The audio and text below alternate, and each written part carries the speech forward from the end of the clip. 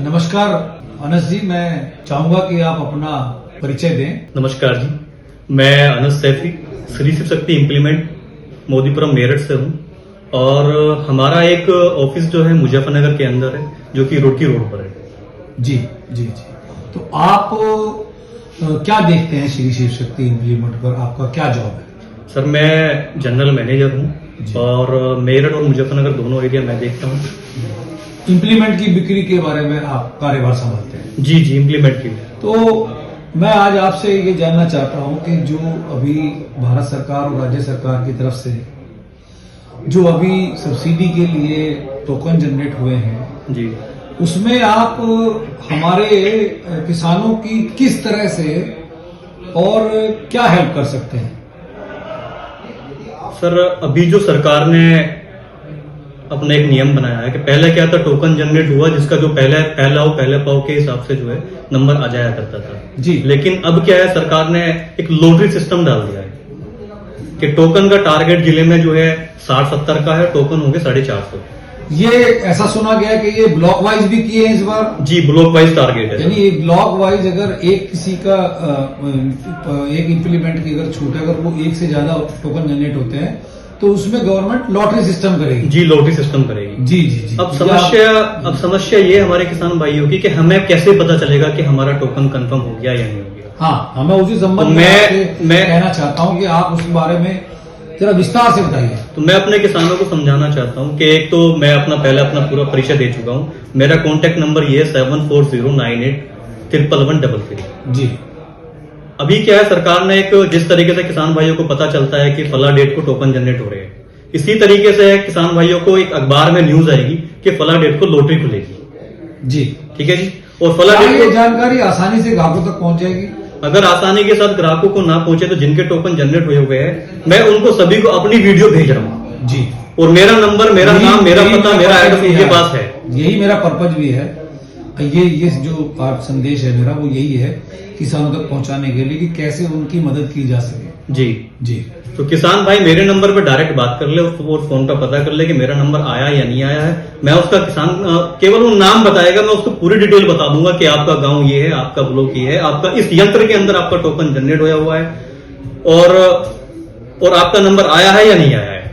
ये सारी जानकारी आपको मैं बता दूंगा। अब धन्यवाद। इसके बाद आपसे मैं ये जानना चाहता हूं कि आप कौन कौन से यंत्र हमारे किसानों को दे सकते हैं?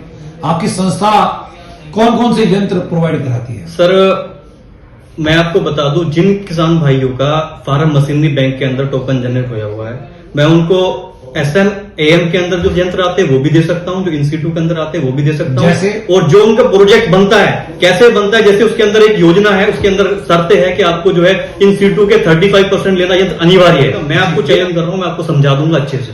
ठीक। क्योंकि इसके अंदर एक चीज और है, अगर आपका 35% से आपने कम इंस्टीट्यूट यंत्र परचेज कर लिए तो आपकी सब्सिडी रुक जाएगी।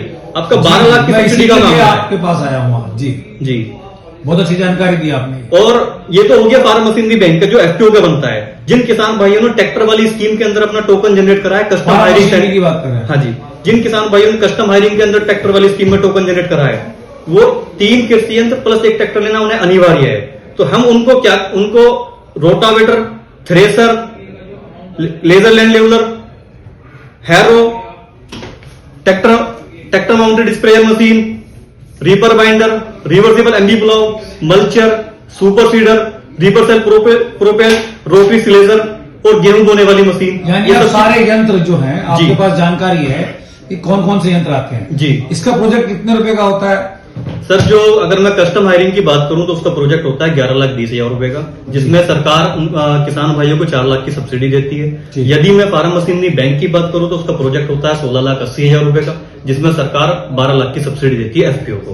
अगर मैं सिंगल इम्प्लीमेंट किसान भाइयों की बात करूं तो जो इंस्टीट्यूट के अंदर कृषि यंत्र आते हैं उसमें 50% सब्सिडी मिलती है। जो SM AM के अंदर आते हैं उसमें 35% तक लगा के 40% तक की सब्सिडी मिलती है। बिल्कुल सही जानकारी। हाँ जी जी जी जी।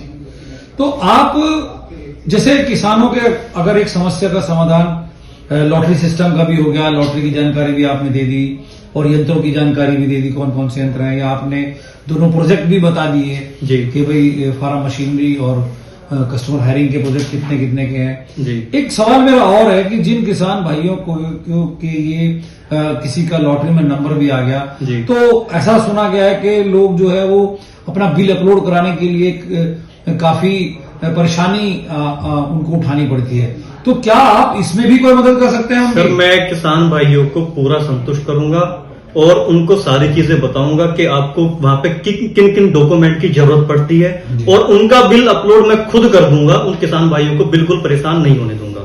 अरे वाह, ये तो बहुत अच्छी बात है कि बिल अपलोड करने में भी आप और आज की डेट में डीलरों को पता ही नहीं कि कितनी जगह बिल अपलोड होता है। जी। आज की डेट में 2 जगह बिल अपलोड होता है। जी।